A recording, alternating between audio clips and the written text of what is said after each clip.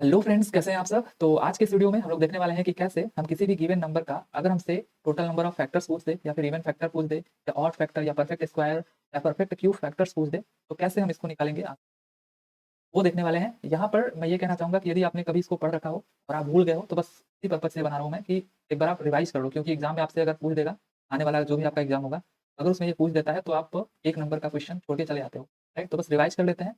मैंने एग्जाम्पल के लिए 5400 को लिया है।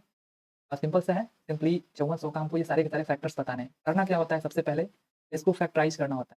लेकिन ध्यान देना है कि फैक्टराइज़ करने में भी हमको इसके प्राइम फैक्टर्स लिखने होते हैं। जैसे फैक्टराइज़ करने को तो हम कुछ भी लिख सकते हैं। सिंपली हमने क्या लिखा है इसको, 27 100 दूनी के 5400 होता है, तो हमने लिखा 27 गुणे 100 गुणे 2। लेकिन अभी भी देखिए 27 प्राइम नंबर नहीं है ना, 100 है। तो हमको सबसे छोटे इसके प्राइम नंबर में तोड़ना होता है। जैसे 3 3 के 9 27, यानी ये 3 का क्यूब है। और ये 25 चौके 100 यानी 5 का स्क्वायर इंटू 4। 4 को आप 2 गुणे 2 लिखो, क्योंकि 4 प्राइम नंबर नहीं है।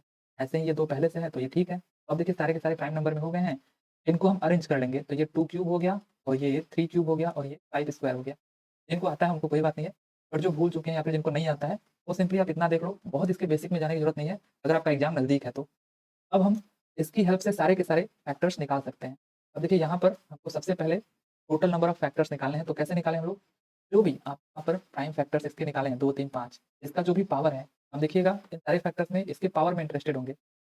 पावर जितना भी है यहाँ पर, सब में आपको एक-एक ऐड करके यहाँ पर लिख देना है। तो मैं पहले लिखता हूँ 3 में 1 ऐड करके, राइट? ऐसे ही 3 यहाँ पर भी है तो यहाँ भी 1 ऐड कर दिया हमने। ये 2 है तो यहाँ भी हमने 1 ऐड कर दिया। अब इन सबको गुणा कर देना, ठीक है? हर बार आपको गुणा ही करना है, बस ये ध्यान देना आप। 3 एक 4, 3 एक 4 और ये ओवरऑल ये कितना आया, 4 गुणे 4 गुणे 3, यानी 4 चौके 16 तिया 48।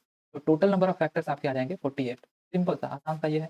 आगे इवन फैक्टर निकालने से पहले हम लोग ऑड फैक्टर निकाल लेते हैं। कितने ऑड फैक्टर्स हैं 5400 के? क्यों? क्योंकि अगर आप ऑड फैक्टर्स निकालना जान जाते हो तो इवन फैक्टर अपने आप आ जाएगा। और भी एक तरीका है, लेकिन हम दोनों सीख लेते हैं। जो भी आपको अच्छा लगे आप अप्लाई करना, बट दोनों ही ठीक है।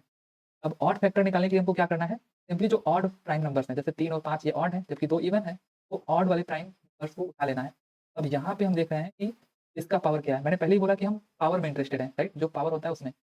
तो यहाँ पर 3 है पावर, यहाँ पर 2 है।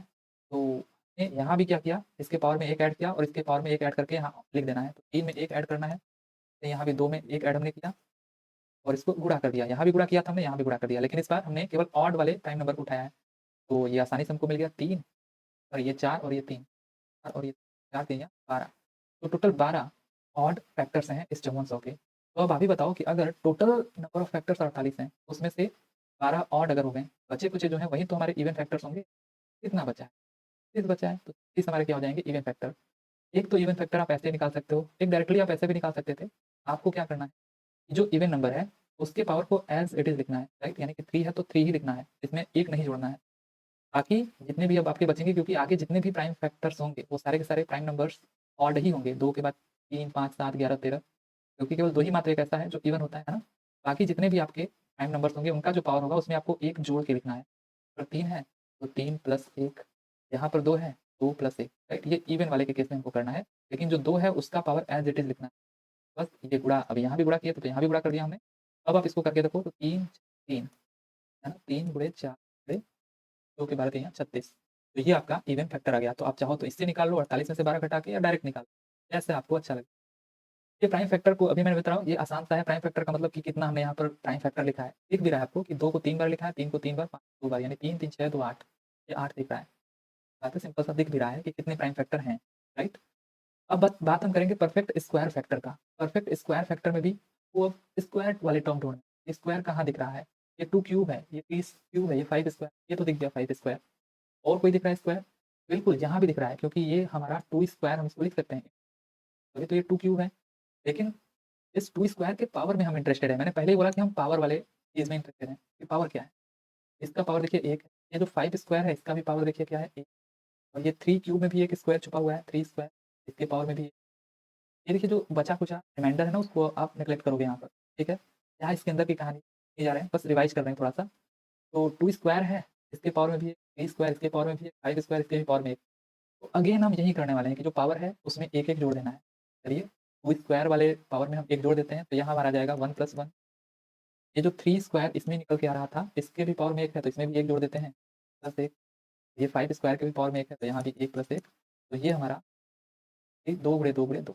तो 2 यानी 8। तो टोटल 8 परफेक्ट स्क्वायर फैक्टर्स इसके निकल के आएंगे 5400 के। अब लास्ट हमारा जो है परफेक्ट क्यूब फैक्टर, तो अगेन हमको देखना है कि अब कितने क्यूब हैं।